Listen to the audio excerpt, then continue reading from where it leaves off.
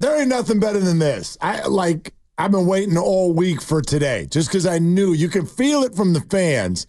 Everybody's been focused on it all week, but today is kind of that you're like walking around or you're doing work or whatever it is you got today, but you can feel it. You're like, as soon as we get done with whatever we're doing today, boom, ladies and gentlemen, the weekend. 2 more sleeps. And we know exactly what this weekend is all about. Man. The Super Bowl rematch. Let's go. Let's go. So when we say let's go out to the River Islands guest line because one of our absolute favorites, kind enough to join us today, we feel there is an analyst like no other, and that is Sean Salisbury, who's joining us now on Willard and Dibs. Hey, Sean, what's good? Hey, guys, all good, and it's a pleasure to be on with you. You know I love joining you, so thank you for having me. Yeah, no, thank you for doing it. We're excited about this one. Thousands of questions. Let me ask you this, though. When you look at the Kansas City Chiefs now, how would you describe the evolution of a team that used to kind of be about Patrick Mahomes, and right now, Sean, honestly looks like it's more about their defense? It is. And even think about this last year, guys. Mahomes is always Mahomes making plays, but you tell me who carried them most of the year last year. Defense. Steve Spagnuolo right now is NFL's best, and I don't mean just pressure blitz-wise. He's the best, under pressure defensive coordinator. He loves big games, and this is another one for him. You should expect him to thrive. But it really has been about a year and a half that the Chiefs' defense has been, I don't want to say the only reason, because when Mahomes and Kelsey and Andy Reid are on the team, you'll find ways to put the ball in the end zone or win games. But isn't it amazing? This team, you lose a fast receiver, somebody else comes in. You lose a running back, you go get Kareem Hunt. You lose somebody, there's nobody better at restocking. And even if the restock is not an A, it's a B or a B minus, Andy Reid elevates them. But just when you need somebody to step up and play dominant, the defense has been really good. Their front seven's fierce. They can cover on the back end. They'll press you. And Spagnuolo is the best at finding that little gap and says, here's how we attack this weakness. And, man, they got a lot of buy-in. It really is. You look at them, guys, do they look like a dominant team? Statistically, they don't. I'm talking about it overall. Yep. Yet every time, if it's late and they got a chance, the field goal kicker is going to make it. Mahomes is going to get you a few plays off schedule and then make that one comeback throw first down. Andy's going to give you something in the red zone. And Kelsey erupted last week, but in truth, the first 3 or 4 games, he hadn't been doing much either. So this team, so cliche, but in truth, it is their defense that carries them, and we're saying that about a team that's got the best tight end in football. I'll throw Kittle in, but the best receiving tight end in football normally, the best quarterback in football, and the best play caller and head coach offensive coordinator combo in the league. And yet it's the defense. If the defense doesn't play well, I'm not sure they scare you anywhere other than quarterback and tight end offensively, which is a tribute to them. Yeah, and defensively they scare you because the coordinator and also for Chris Jones. And Mark and I were just talking about what do you do with a guy who can wreck you in the A-gap? You can double him, but if he beats your double team, what are you left with, Sean? Yeah, that's such a great point because we hear it every time. Well, chip. No, we don't chip. Backs don't chip in the interior. You guys would say, here, well, how do we double them? Well, when you do that, and, guys, we've watched Chris Jones beat double teams, too, in this league, right? And that poses a problem. So you double him on every pass play or when you double him and then the guard gets up to the linebacker in the run game, however you go about it. The crazy thing about it is then it frees up a lot of people to do their thing, so they're going to see a lot of one-on-one in protection. Even his presence when we used to see that with the Rams guys, and still when Aaron Donald was playing it and winning MVP, it's and J.J. Watt, it's we're going to double him. And Aaron Donald, especially inside. Watt moved around, especially inside. You're well, that's fine. He still can beat it and push you back into the backfield in the run and pass game and getting your quarterback's vision and his legs in the middle of it. But it just makes everything your second and third guy. It's like having 2 phenomenal receivers. Then the third guy catches 90 balls because you can't double them all. And it's much more difficult when you got a guy who's not only a good run defender, but a run disruptor, but also has the pass skills of a guy who plays on the edge. So that is such a good point, and not only valid, but something that is one of the greatest advantages. I don't know how you guys are, but I've always said I built football teams and defenses, and I guess kind of like baseball, up the middle, but inside out. that inside, the dominant guy who can disrupt and rush the passer, a quarterback, a great center, a middle linebacker. I believe you build it inside out, and they've got a guy that everybody else feeds off, and he is a game wrecker to every sense of the word because of his ability to do both. He's a two-dimensional football player, and he plays with an attitude and a motor, so he doesn't take many plays off, and it's hard. So what you do is you double-team him, and you better hope your tackles are at their best, and then they start to do those games outside, loops and stuff outside to try and create confusion to get your good players off their good players, and then all of a sudden you get a free runner with a linebacker. So incumbent that backs are going to have to step up and thump, but it is really, really hard to spend 60 plays, 65 plays a game, doubling a guy, and then hoping everybody can hold up on the outside because you cannot chip on the inside. It does require a 300-pound double, and if you're going to just block him by yourself, well, you better be able to dress in a phone booth because that guy's really good. Sean Salisbury joining us here on Willard and Dibs, 95.7 The Game. Sean, this is just me, the sports fan, talking. I feel like when there's a matchup where one of the teams kind of clearly needs the game more than the other team, they usually get it. That's not to say the Chiefs aren't motivated, but I clearly feel like the 49ers need this game more than the Chiefs. And for that reason, I give him kind of an edge. Have you been in that situation? Is that a thing? I think it is. And you know what's crazy about it, guys? And I don't mean, it's not like I'm blowing smoke at Kansas City, but Andy Reid sure doesn't feel like the guy to take it for granted, right? And here's another thing, and it's a very valid point that you're making, but think about this. We've all watched, it seems like they're on national TV every friggin' minute, right? Every week. So we all see most of their games on a national level as the game of the week, whether it's Sunday in the afternoon this week or Monday or Sunday or Thursday. Have you seen them play a great game yet this year? I'm talking about where it's like you come out of it saying, that's a Super Bowl champ. I mean, you haven't. It's been bits and pieces and defense. So when you go through that, and I'm only going to say this about compared to the Texans because I'm around it every day here, they're 5-1.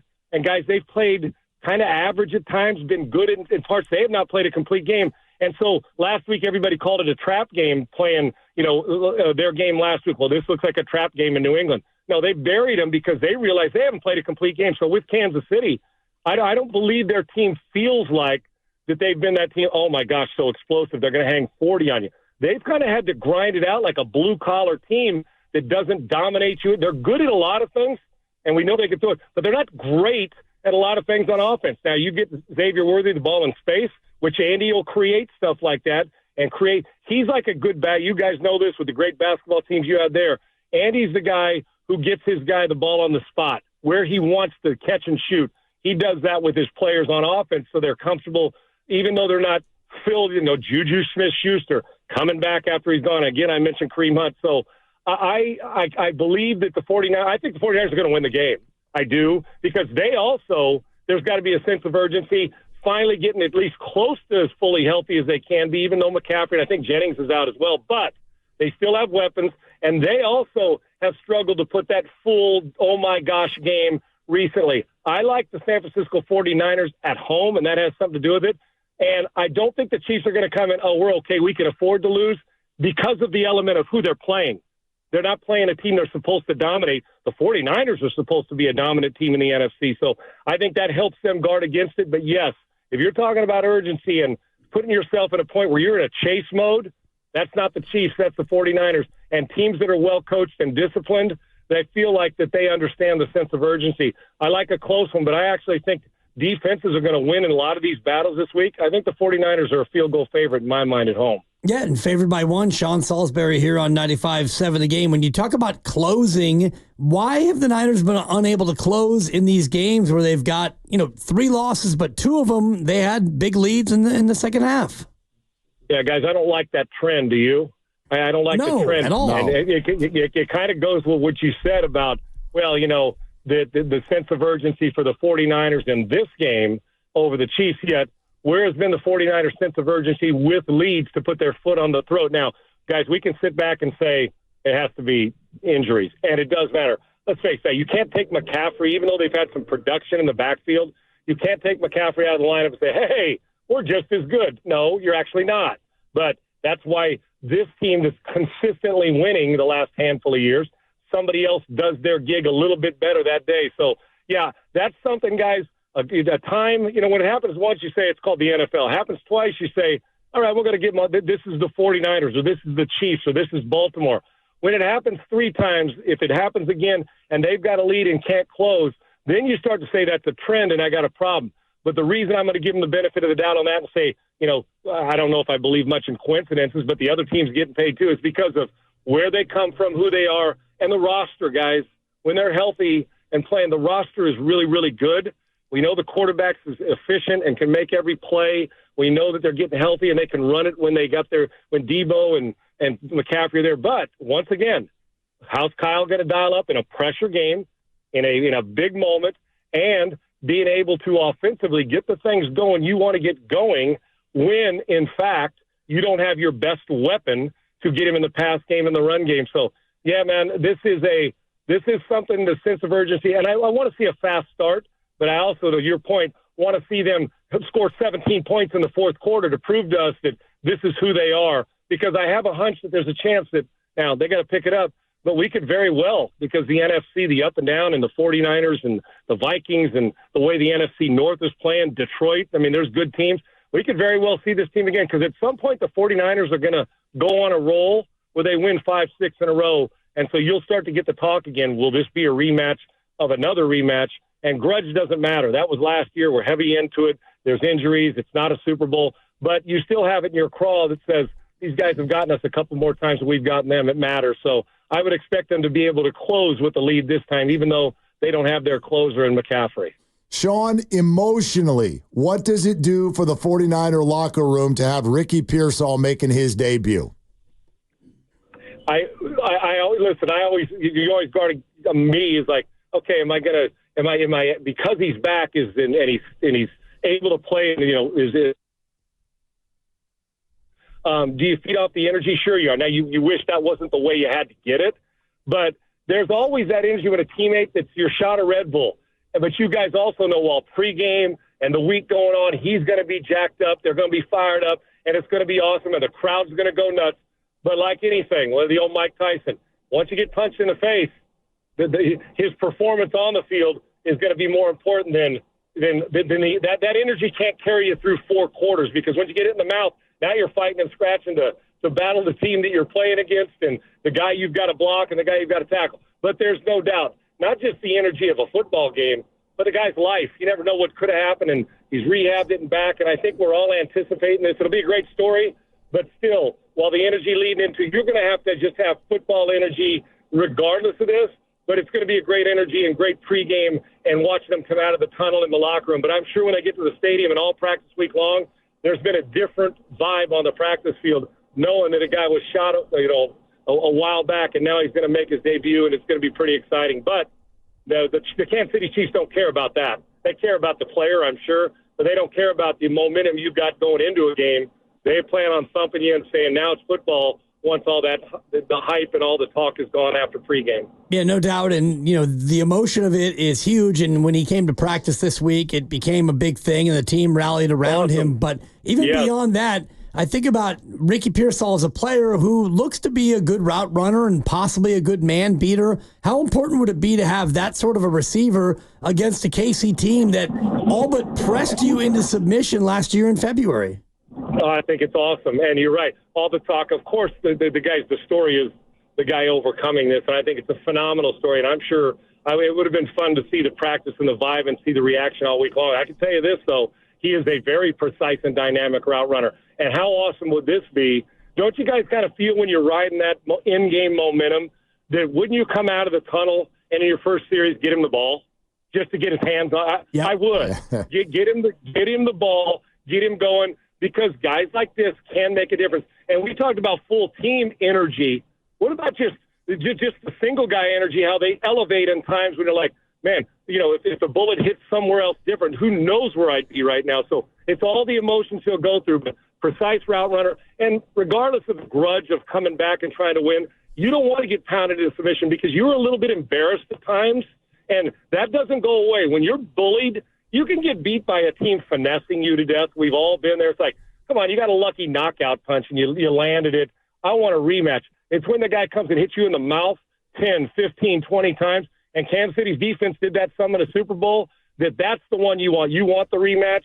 So Pearsall's energy, getting some revenge on a Super Bowl game that they want, and hoping that they get a chance again at the end of the season. But the psychological thing carries over here, guys. You get your butt whipped in this one, and then you're like, well, wait a second now. I don't like that trend. But you go beat Kansas City, and you send a message before the midway point that last year doesn't matter anymore. We'll see you guys again. Sean Salisbury with us on Willard and Dibs. Sean, before you go, would love to get your perspective on the conversation we've been having before you came on. And there's so much talk about how the Chiefs have had the 49ers number. And sure, there's Andy Reid and there's Kyle Shanahan in their matchups. But I start thinking about this today, and I'm like, I see the Brock 49ers as a different entity than the Jimmy Niners. And therefore, I look at Brock's Niners as 0-1. What is your perspective on that conversation? 100% agree. 100% agree. I just think that Brock's a better playmaker all around. I do. That doesn't mean one's 10 times more. I just do. I think and you guys know we've had conversations about Jimmy in the past. I thought at times Jimmy got an unfair rap, and every time they lost it was blamed on him. But Jimmy missed throws that you have to make in big games. Now, I'm not talking about the tight window throw. I'm talking about the guy that's wide open. The easy ones you can't miss. They're the best players in the world. They'll make the big plays or the tight window plays. But Breeze and Manning and Mahomes, the great ones, make the simple play all the time. The ball didn't hit the ground. And I think that's where an advantage. And I just think there's a little bit when you've been a seventh-round pick, you've been a guy who wasn't supposed to be playing NFL football or just grinding to be a practice squad guy, and now you're the guy, and he's proven it over now 2+ years. Yeah, this different. And if we're going to put all the emphasis on that position, which we do at quarterback, then how can we talk about, they got their number? They got their number once. Okay, so you're exactly right. And now fully get them healthy and get them going, at least as close to health as you can get, not having McCaffrey in that gig there. But I think Brock Purdy, in truth, there's just a different mentality about his game. I just think he's a better quarterback than Jimmy. Doesn't matter where you got to. I just do, and I think he thrives on these moments. I expect him to have a big game tomorrow and at least handle the duress that he's going to, or Sunday, that he's going to face. Sean, you're the best, man. Thank you so much for making some time for us. Guys, you're always great with the question. It's always awesome to come on with you. I look forward to it again. Thank you. There it is. Sean Salisbury on Willard and Dibs on 95.7 The Game.